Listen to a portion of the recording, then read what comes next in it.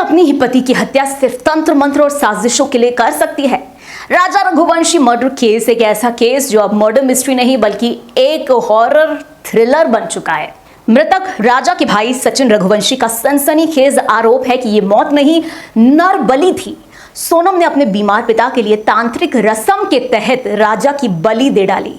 कहानी की शुरुआत होती है सोनम और राजा की शादी से। फरवरी 2024 में ये रिश्ता तय हुआ था, लेकिन सोनम ये शादी नहीं करना चाहती थी। एक तरफ बीमार पिता और दूसरी तरफ समाज का डर। तो सोनम ने चुना राजा की मौत का रास्ता। पहली साजिश उसने चुनी इंदौर में नदी के किनारे सोनम का बैग और आईडी छोड़कर गायब होने की योजना, लेकिन नदी में पानी ही नहीं था तो प्लान फेल हो गया। दूसरी साजिश जो सोनम ने चुनी कि एक लड़की की हत्या करके उसकी जली हुई लाश को सोनम की बताकर सबको धोखा देने की साजिश थी, लेकिन लड़की नहीं मिली तो प्लान फिर से फेल हो गया। अब आती है शादी और हनीमून की प्लानिंग, लेकिन असल में ये मर्डर मिशन था। 20 मई को सोनम और राजा पहुंचते हैं गुवाहाटी। तीनों कातिल पहले से ही वहां पर मौजूद थे, लेकिन जगह नहीं मिली, कत्ल टल चुका था। और अब सोनम करती है आखिरी फैसला, मेघालय चलो। और यहीं पर 23 मई को राजा का कत्ल हो जाता है। इस वीडियो में आप देख सकते हैं कत्ल से ठीक पहले यूट्यूबर देव सिंह के कैमरे में कैद होता है राजा और सोनम का आखिरी वीडियो। पुलिस को मिलती है इसकी फुटेज।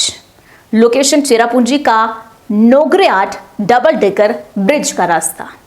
राजा थक करके वॉशरूम की ओर बढ़ रहा है और तीनों कातिल तैयार थे, हमला कर देते हैं और सोनम अपने ही पति को मरते हुए देखती है बिना पलक झपकाए।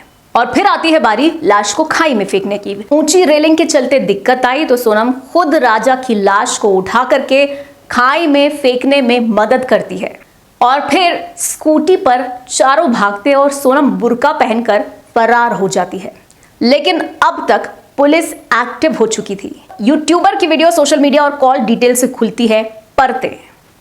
8 जून को पहला कातिल पकड़ा जाता है और सोनम गाजीपुर में ढाबे से गिरफ्तार हो जाती है, जहां वो अपने भाई को फोन कर रही थी। पूछताछ में खुलते हैं कई राज। 6 बार की नाकाम कोशिश, 3 कातिल, तंत्र मंत्र, धोखा और खौफनाक प्लानिंग। अब सोनम और बाकी आरोपियों को 8 दिन की पुलिस हिरासत में रखा गया है। पूछताछ में अब और भी चौंकाने वाले खुलासे सामने आ सकते हैं। क्या राजा की हत्या महज एक प्लान थी या सच में नरबली? क्या सोनम अकेली मास्टरमाइंड थी या कोई और भी शामिल था?